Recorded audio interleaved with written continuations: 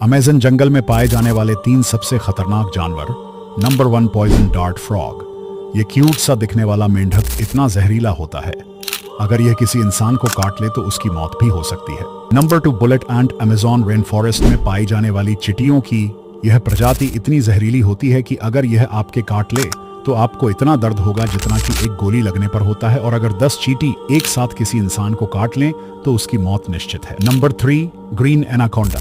यह सांप किसी को काट तो नहीं सकता, लेकिन यह प्यार से दबोच कर आपको मौत के घाट जरूर उतार देगा।